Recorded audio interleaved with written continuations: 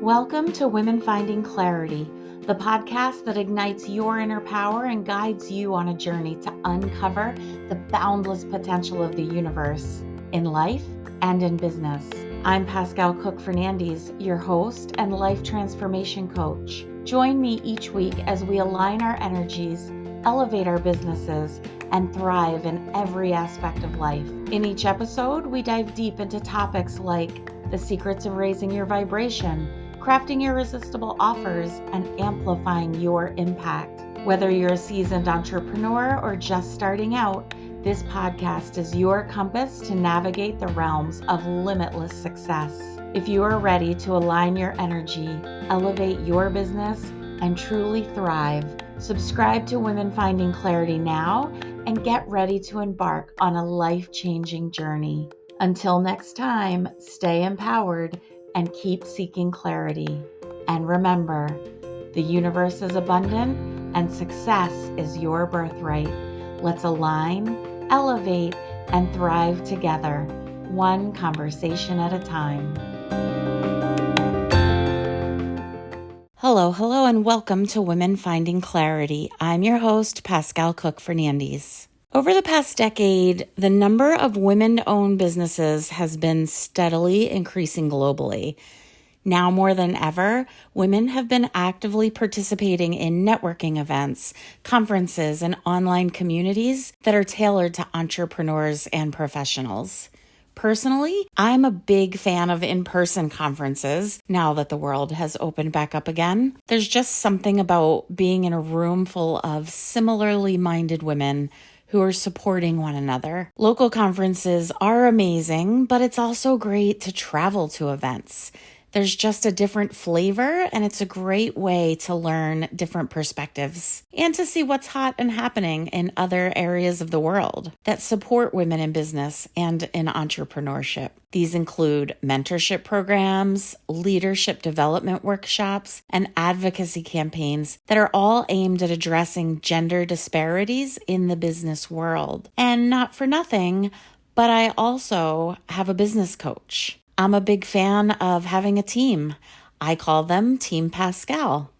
My team consists of my family, some close friends, some amazing colleagues, my business coach, and my therapist. I'm sure there are a few more team members I'm not listing here, but the point still stands. We all need a Team Pascal. So who's on your team? One of the best ways to start building a team is by getting to know people, showing up for people, allowing them to show up for you. So in essence, networking. If the mere thought of networking makes you cringe or you're on a quest to grow your professional circle, my guest this evening, Julie Brown, has got your back. With over 25 years of networking and business development under her belt, her advice strikes the sweet spot between wit and wisdom. But wait, there's more. Julie isn't just a pro behind the scenes. She's a sought-after keynote speaker extraordinaire. Her book, This Shit Works, a no-nonsense guide to networking your way to more friends, more adventures, and more success, and her podcast of the same name are proof of her expertise and knack for making networking a blast. Her irreverent style and humor resonate with audiences of all shapes and sizes. Plain and simple, Julie is the life of the networking party, engaging, insightful, and loads of fun. So without further ado, welcome Julie Brown. Julie, welcome to Women Finding Clarity. Well, thank you for having me. I'm sorry for the listeners, I rescheduled this interview like 5 times because my calendar kept changing. So I'm so glad we finally made it. Well, I very much, and I probably said this in an email, I believe in divine timing. I believe that everything works out how and when it's supposed to. So this is just the day it was supposed to work out. We're good. So the way that I know you is you were the keynote speaker for the first Cape Cod Women's Association conference. Yes. And it was so good. Literally one of the best keynotes I've ever seen. I was completely blown away by your energy, by your content, by all of it. And so I was like, okay, she's on my short list of people I will have on the podcast. That seems so long ago. It was so I long ago, I know, it right? seems like so long ago. I don't know. Maybe I just got the nerve finally to be like, hey, do you want to be on my podcast? I so many people, it's funny. I talk about networking and relationship building and not being afraid to reach out to people and connect. And I have had so many people say how afraid they were to reach out to me. I'm like, I'm not doing it right if you're afraid to reach out to me. No, you know what it is your presence is so powerful and you just have such you just take ownership of your stage. And Mm. so it's almost like being starstruck a little bit like, wow, she's amazing. Right? And so I think that's more what it is. You're so likable, you're so I don't know. I feel like this conversation is comfortable and amazing. And still, there's a little bit of that, like, Julie Brown is on my podcast. You know what's funny is I'm also a sweaty bitch. Like I sweat so much when I am on stage. And I was in Nashville, Tennessee this summer giving a keynote, and it was a million degrees outside. And it was still kind of warm in the conference, in the convention center. And after I gave my speech, which you've seen, which is very high energy, and I'm all over the stage, I was sweating. And a woman came up to me afterwards and she was like, "Can I give you a hug?" And I was like, "It's gonna be gross." I mean, like, go ahead, but it's gonna be gross. And she was like, "I don't care. I just want to hug you." And I was like, I felt so bad for her because I was like, I'm so sweaty. I love it. I love it. You're like, I'll hug you, but this is how you're going to remember me forever. Yeah, moist. Yeah. Please. That's awesome. But that's what you do for people, right? You are so authentic Mm, and you bring all of it with you onto the yeah, stage. And so you are very relatable to people. You allow people to just be themselves. right. Yeah. Yes. Which is the goal, right? Of networking. Just show up Yeah. authentically, just be yourself. Exactly. I mean, I think a lot of people think like, what does a professional look like? What do they sound like? What am I supposed to talk about? I struggled with that. My company is 8 years old. It just turned 8 last month.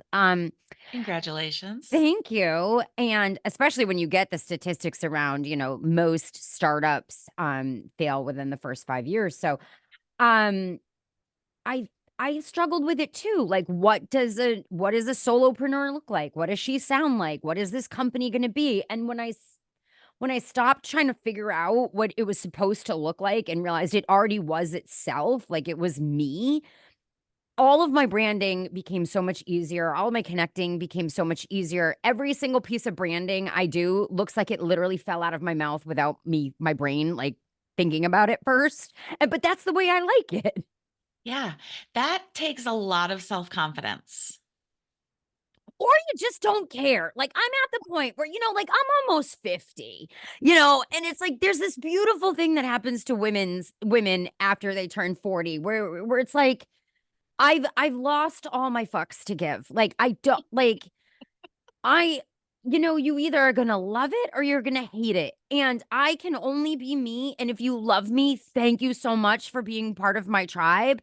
And if you don't, there are other people that you will resonate with and go be part of their tribe. Yeah, yeah, and it's okay, and it's not your Mhm. responsibility. And I don't get upset about it anymore. Like I used to like look at my newsletter. Oh my God, I had 3 unsubscribes this week. And then I was like, I don't care. If you don't want to be a part of my community, then don't. Like I can't take that personally. But that it takes practice to do that, to feel that way, to feel comfortable with not being everybody's favorite, you know? I'd Yeah. rather have, you know, I'd rather have 1,000 people who are like, "Oh my god, she is the best," than 5,000 are like, "Meh, Her again. her again." Yeah. Yeah. So, what we do here is talk about your life's PhD and how you got from Mm, what you went through to where mhm, you are now. And so, who were you growing up? Who were you in your younger years? And what brought yeah. you to this place of I'm a networking genius?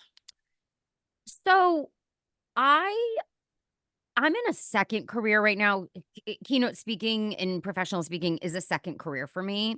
And that's I started this company when I was 39 because I knew I needed to do it before I turned 40. Like for me, that was like the line of demarcation. It was like you start it before you're 40 or you're going to get comfortable in the job that you have. So I worked in architecture and construction for 17 years, doing business development, client relationships, lead generation, and I was very, very, very, very good at it. And again, a male-dominated industry, but I flourished in it. I was really happy in that industry. Um, and I had made some great connections, and I had a lot of people who were invested in my success, who potential clients that wanted to see me succeed, who said, I'll do anything you want. I'll make sure that you get on this list or whatever. When I started my company in 2016, I started it as a fractional business development consultant. So business developers in general get paid a lot of money and we spend a lot of money. So, because we're constantly going to conferences and taking people out and golfing and all the things that you have to do with potential clients. And so that's not available to a lot of companies. So I said, well, if I can be a fractional business developer, then I can bring my network and my expertise to multiple firms. And that's how the company started. And about 6 months after I started the company, I had a woman in my network who I had worked with at an architecture practice. She was putting together a thing in Boston, a 2-day conference in Boston, and she asked if I would give a talk on networking. And I was like, her name was Mary. And so I really should send her something because she launched my speaking career. Her name was Mary Louie, and she's amazing. And I said, Mary, I don't have a networking speech. Like, and she's like, but you're the best networker I've ever met. Like, look what you're doing. Like, your entire company is networking. And I hadn't thought of it that way. Like, I had thought of the strategy behind business development and making a plan and having, your target list and like how you were going to build relationships with those targets and how you were going to share information. And then I was like, oh my God, I am good at networking. Like, that is what I do. And so I wrote that speech. And you had to sign up because there was only so much room in the room that I was gonna be in, and you had to sign it up in advance, and a week before I gave the speech, it sold out. The speech sold out. The seats sold out. They weren't charging. And I was like, "Oh, they don't know me. Nobody knew me from Adam, like, that was going there." And I was like, "This is a topic that people are hungry to learn about." Yep. And so I gave that speech, which was not great. It's like your first speech, you're nervous, I'm sweating. Like, I have to be very careful about what clothes I wear when I'm on stage because I sweat from head to toe. I'm like, if you've ever seen a video of Whitney Houston on stage where she always has like a towel, like that is me. Like I am the keynote No equivalent. polyester on your stage. No. And so there were people in that audience who it they said, "Would you come and do this for this, my organization, for this organization that I'm a part of?" And it just snowballed from there.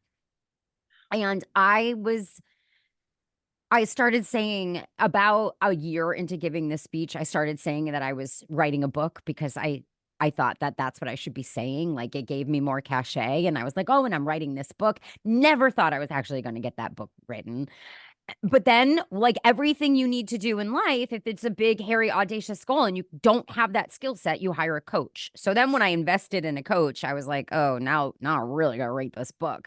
So between speaking and writing the book, that is how I became the expert. And I am still a scholar of networking. I still read studies on human connection. I read studies every week. Or, I read Harvard Business Review every other month. And like, there's a lot of, company connection information in there. And so I'm still learning. And I think that's what's great. I there's the world is evolving all of the time. Like when I think about how we networked pre-pandemic and how the pandemic changed the way we network and how comfortable we are doing things online and building online relationships. It's I'm never going to tire of it. There's always going to be something to learn.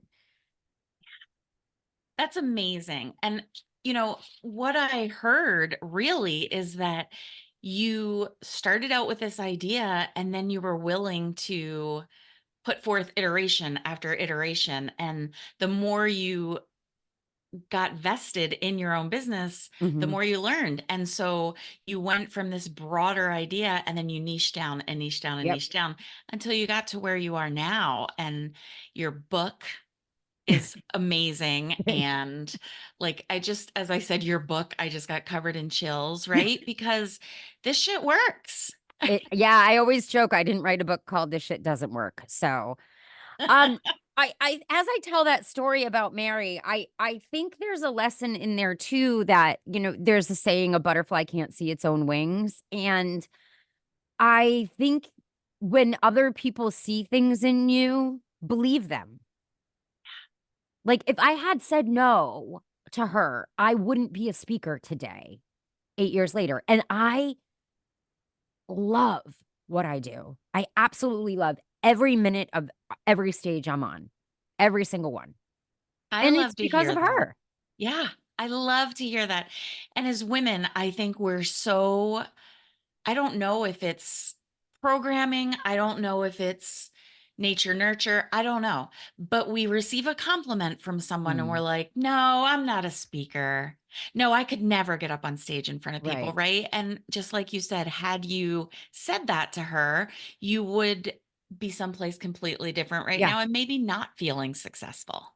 Yeah. I mean, it's so funny. It makes me sort of emotional, that story, because like she totally changed my life. Just Yeah. she saw something in me and I didn't say no. Well, first I was like, Mary, really? Me? And she was like, yeah, you. And and because of that, my entire trajectory changed. I became an author. Started my podcast. I get to travel the world and change people's lives, especially women, because I don't speak mostly to women's audiences, but I get hired by a lot of women's conferences. And for the listeners who, we haven't talked a lot about sort of like the technical part of networking, but there is a statistics that says that one of the single biggest limiting factors for women in business is lack of a network. And so when I get to change people's careers because now they're not afraid of networking and they see the value in it and they see that it can be fun and they see that it is a way to greater influence and success, like the more women I can help change their lives, be more successful, like that's amazing that I get to do that.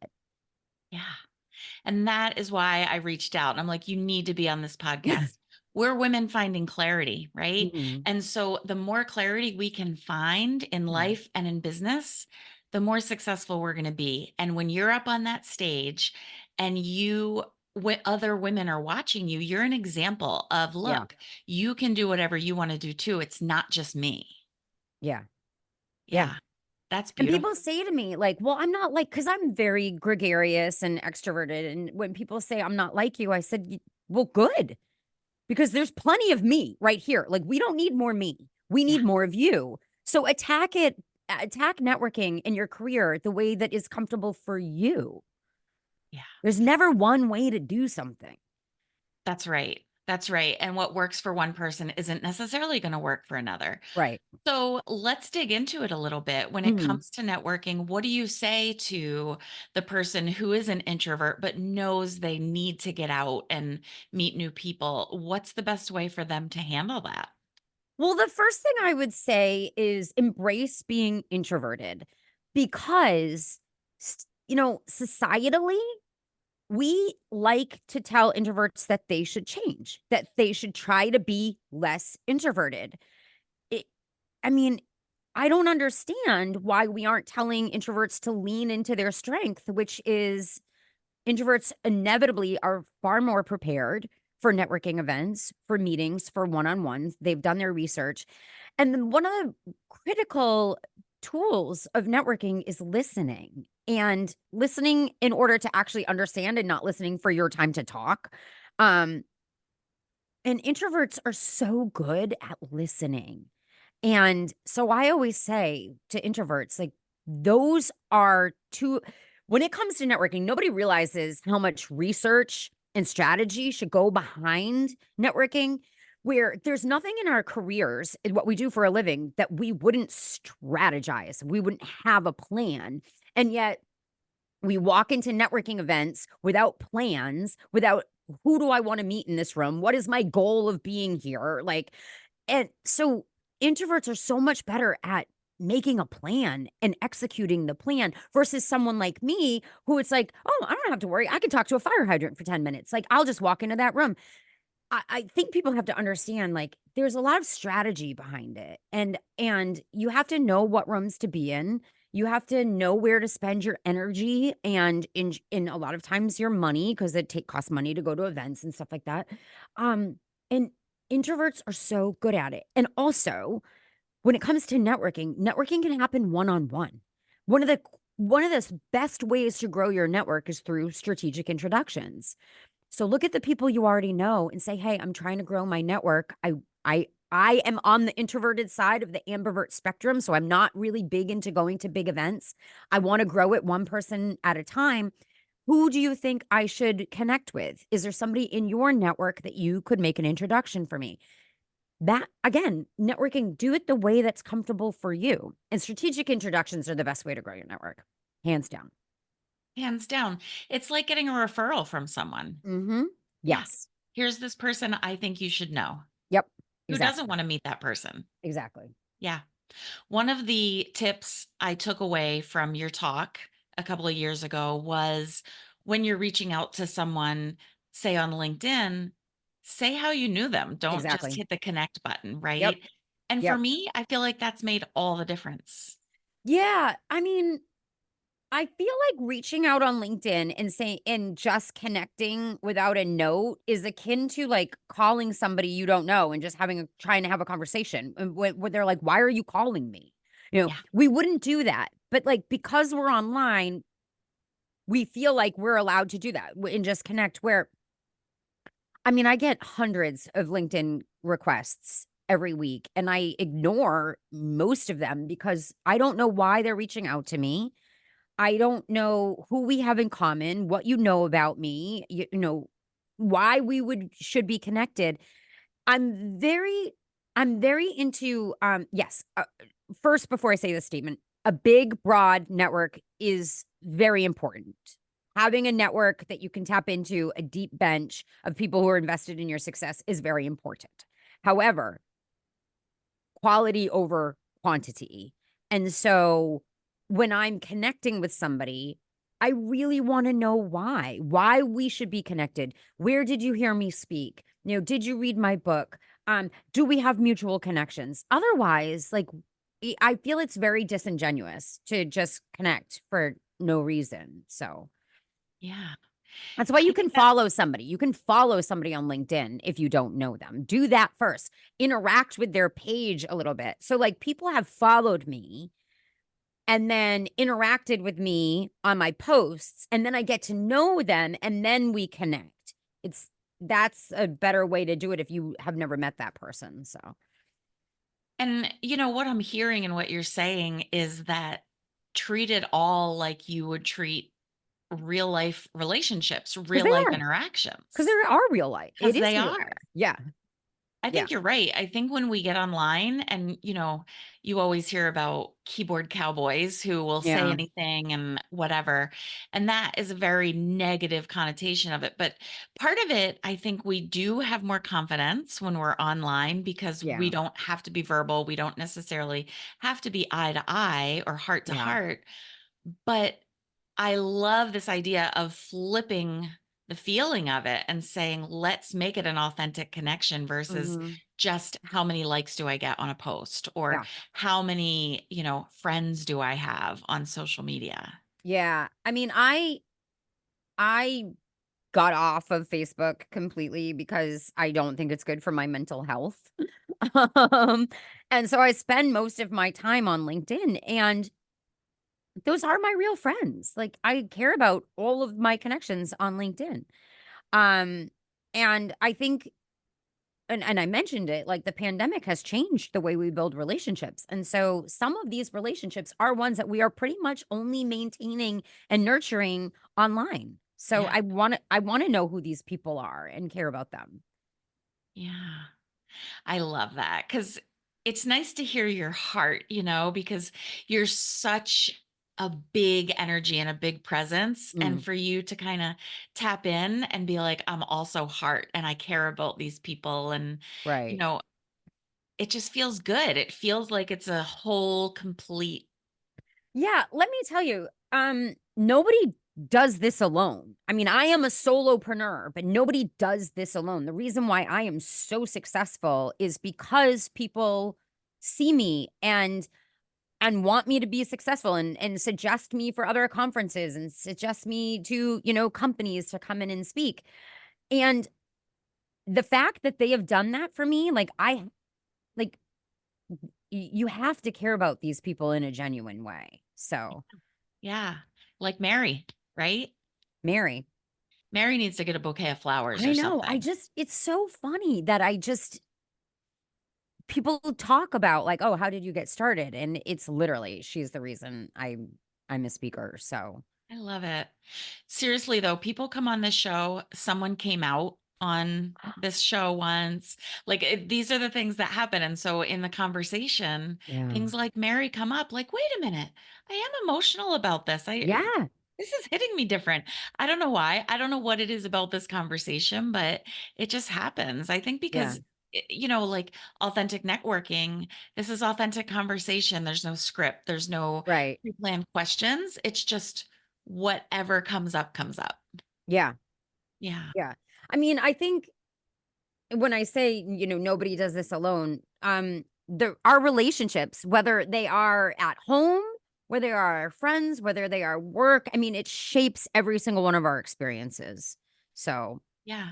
And the fact of the matter is that we are community beings. We weren't yeah. ever meant to be alone. We're Right. all connected. I'm pretty spiritual and I really believe that you meet the people you're supposed to meet, Right. all the things. We've already talked about Yeah. divine timing and Yeah. I feel like we're never meant to do this alone. And the way um, we live now, just our own immediate family. It didn't used to be that way. You used to have grandparents living in the house. Mhm. You used to have aunts and uncles living with you. And Mhm. it was a community of raising the children, right? Mhm. I was watching Lenox Hill last night. It's the first time I ever saw it. It's a documentary Okay. about hospitals. But one of the OBGYNs on there was saying, I want to talk to women about childbirth because we're not meant to do this alone. Mhm. Somehow in our culture, we've isolated women giving birth. Mm. Where it used to be, one of my favorite books is The Red Tent. It used to Yeah. be that all the women came together and Yeah. birthed the baby together, Yeah. right? And I think it's the same in business. I agree with you. We're not meant to do it alone. No. I mean, and I would not be successful if I didn't have a network. Fact, not opinion. Like, I just know that. I mean, every day I get inquiries into my business and I always ask, how did you hear about me? And inevitably it's from somebody in my network or they saw me speak. But inevitably it's like, oh, somebody said that I had to reach out to you. I mean, it's just There's no greater compliment. no. I mean, and they trust me with that, like, they know that I'll be good for them, like, they trust me to do a really good job, like, that is when somebody trusts you with that recommendation, I mean, we've got sort of like a trust deficit right now in the world, and especially in our companies where 44% of employees say they don't trust their coworkers, like, how could you possibly be working at your best if you don't trust your teammates and that is a lack of internal networking, that is a lack of creating frameworks for people within inside corporations where it's not just work where we are building we need to build relationships because the more you care about your coworkers the better work you're going to do. Yeah. So, what is your biggest tip for that, for building those internal relationships? Because, Yeah. you can go and do I don't even know what the word is I'm thinking of right now, but you can all go and carry an egg on a spoon and nobody wants to do that, right? Right. So having these team building days, but what is your advice? So my advice, there's a recent study that showed that the people who are the most productive, innovative, and engaged in new or existing roles are those who create extremely broad, mutually beneficial, and uplifting relationships within the companies that they're a part of. The problem with most companies is that only 20% of companies have relationship building as as a part of onboarding. So we all have onboarding when we go to companies, but only 20% of companies have relationship building as part of the onboarding process and creating a framework for onboarding, for relationship building. Otherwise, it's left to people to do it on their own. And you you don't know what you don't know about other people, and it's really hard sometimes to talk to people you don't know in the office or whatnot. We need to build frameworks within our offices from before a person starts, from like before onboarding. Like, so when somebody is joining a company, like priming that person so that other people know who that person is and how they're, who this person is that's joining, so that I remember, it's been a long time since I had a first day at an office, but like you get that dreaded walk around the office where it's like, oh, okay, happy first day, nice to meet you. Well, what if that wasn't so terrible? What if you had forms and you got to know that person and they filled out I have this form that I share with companies where they fill out a form like, this is who is joining, like this is their favorite color, this is what their dog's name is, this is what they do for hobbies, like this is the book they're reading right now, the show they're binging right now. So that when and the company needs to say, when we have a new person starting, you have to read that. You have to read that. And so when that person gets walked around the office, they're like, oh, hey, I saw you're reading this, or I saw you're watching. I am too. What do you think about, like, and then conversations start to happen naturally then around things that people are interested in, which otherwise they wouldn't get to those things because we're stuck just having work conversations. So the onus is on the company to create the framework. I've never heard anyone say that before. Mm-hmm. Like you just blew my mind because it's so simple and it Yeah. makes so much sense. Yeah. And I've never heard of it or thought of it before. Mm-hmm. Amazing. Well, you're So not the only tell one, because only 20% of companies are including networking and cross silo connections as part of onboarding. So, Yeah. But it just, why wouldn't you want, you're spending the majority of your life with these people. yeah. Why wouldn't you want to have closer relationships? Yep. Yeah, that's amazing.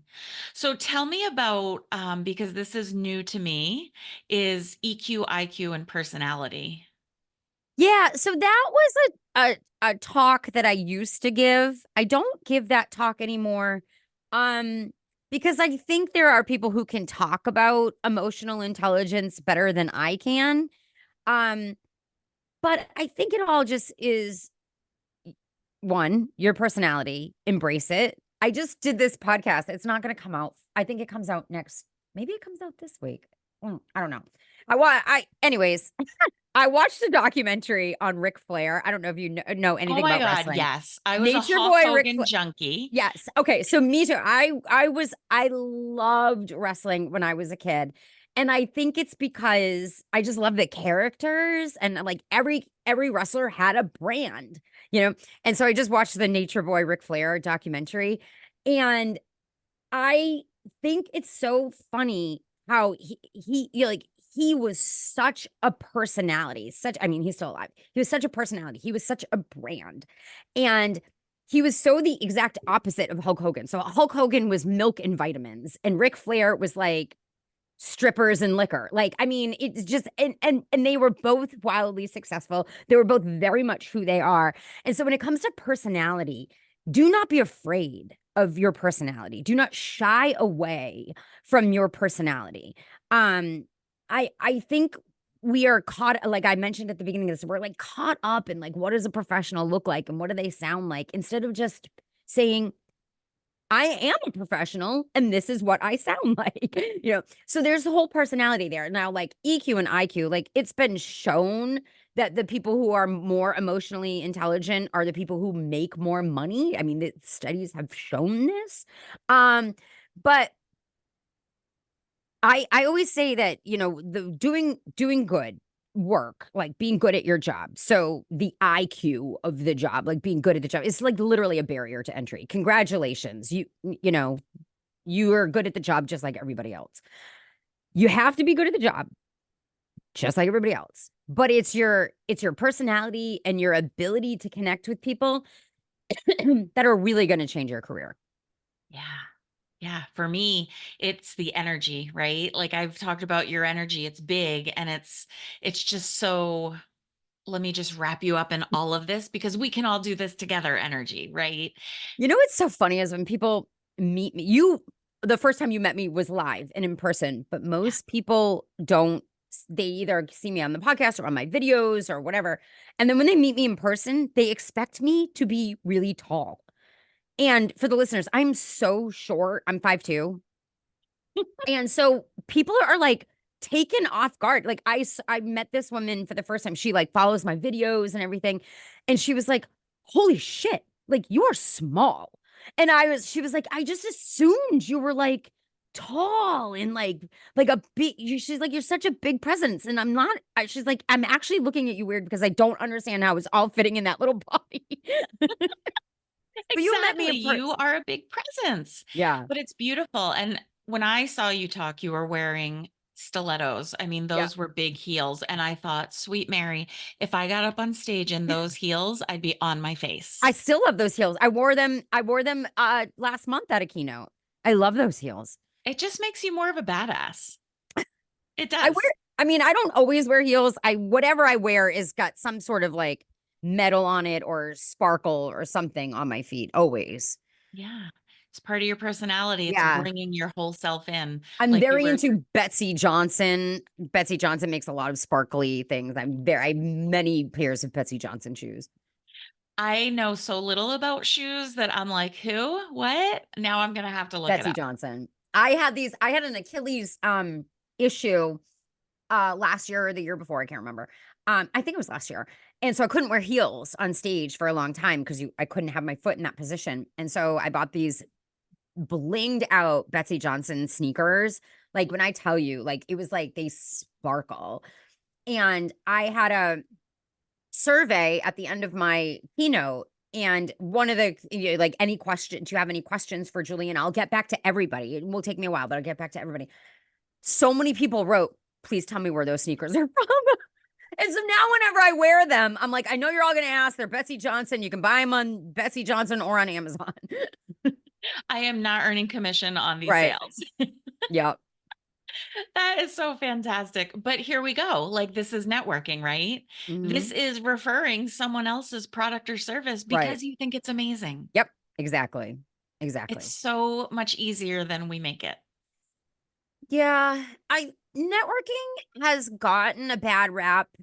You know, originally it was sort of like a good old boys network thing. And now people still feel that. I mean, there was a study out of Harvard that actually showed that the idea of networking made people feel dirty.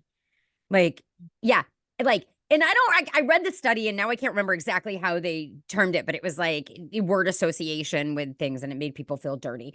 And I think it is comes from that, that old boys network way of networking. And that was very much a you scratch my back, I'll scratch yours, quid pro quo, one hand washes the other. That's not how networking works because I am very rarely going to need something at the exact same time that you need something. So networking is offering help when you can without knowing when you're gonna get that reciprocity because that's not why we're doing it. It's not I scratch your back, you scratch mine. It's I will help you. And when I am in need, I have a lot of people I can reach out to and ask for referrals or strategic introductions or help or whatever. And there's like, there's so much talk now about like Nepo babies and the death of meritocracy, and people are cynical that old boys networks are coming back. The only way to make sure that that doesn't happen is to build your network for yourself.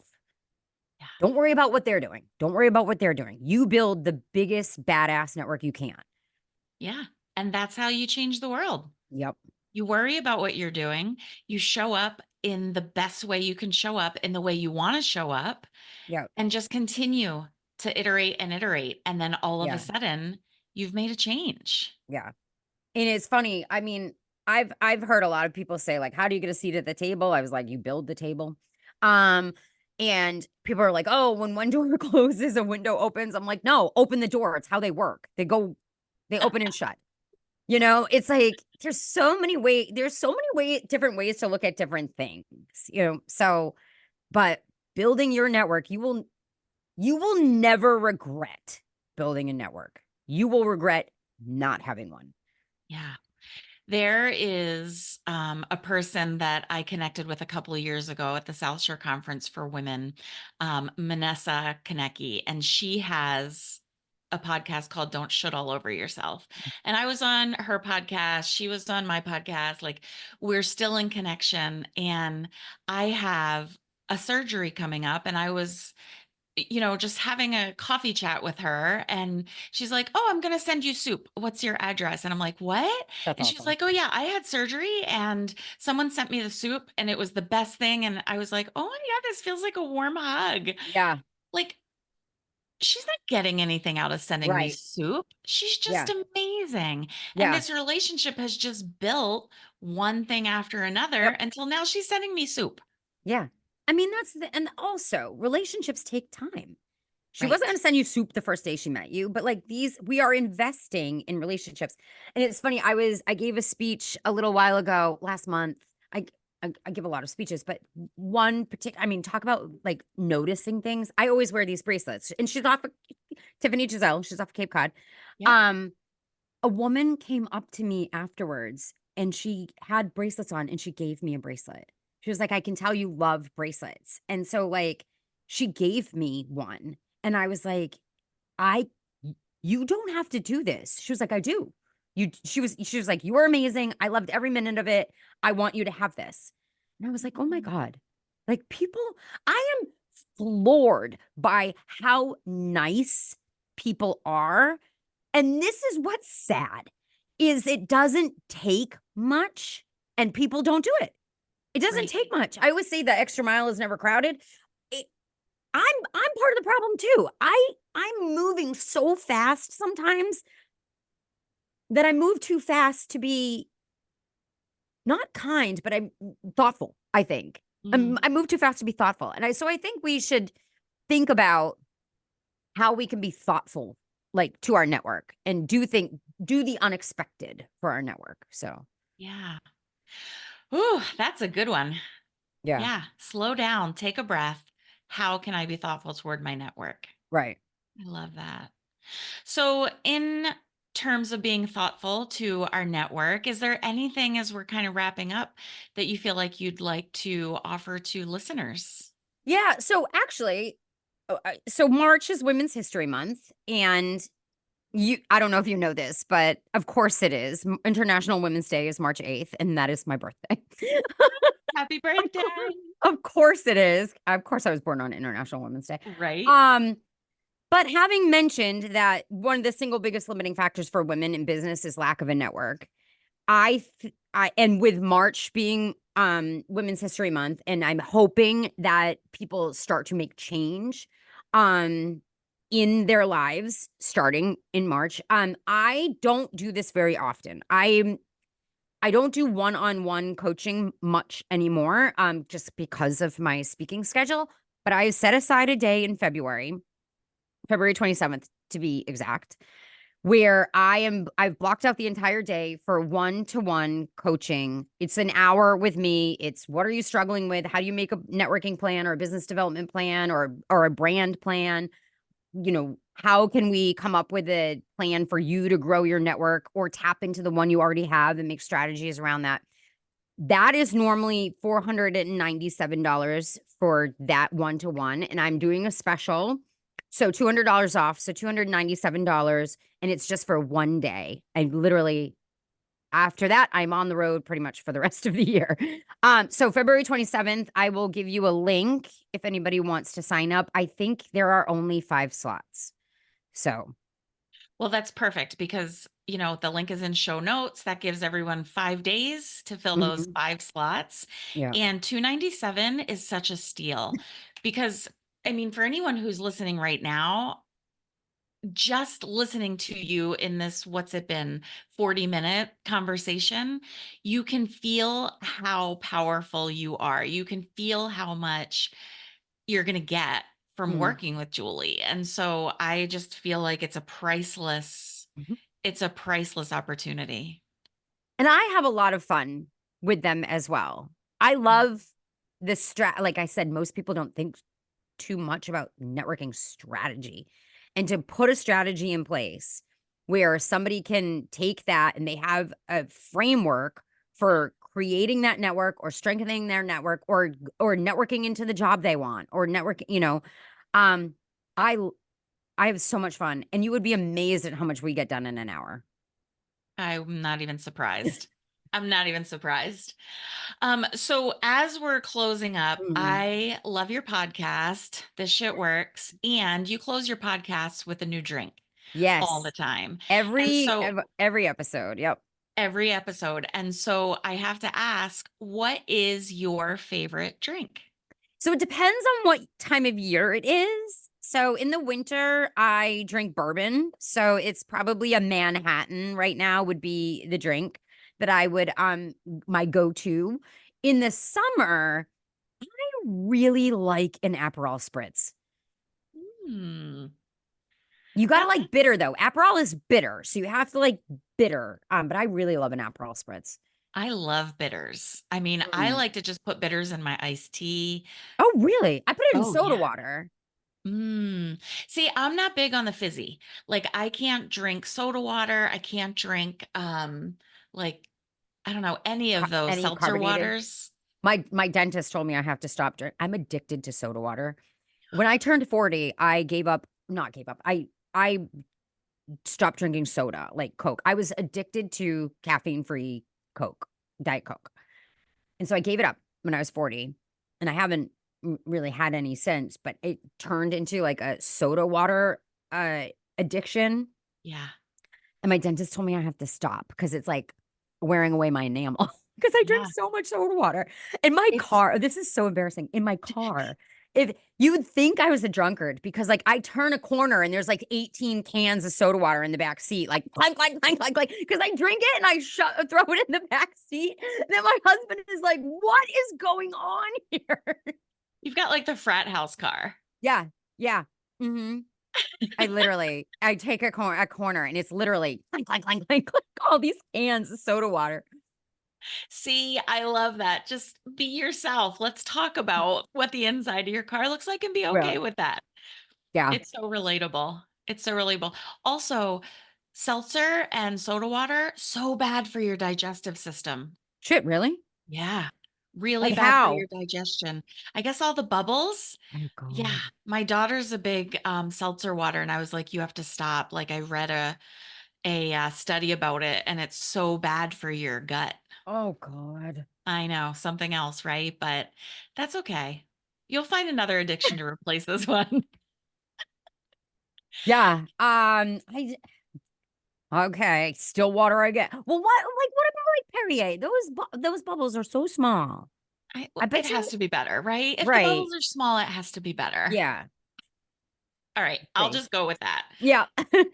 I play a doctor on TV. Yeah. Julie, this is amazing. Thank you so much for Yeah. saying like, sure, let's do it. And just Yeah, even though I rescheduled 5 times. Sorry. whatever. Divine timing, sister, divine timing.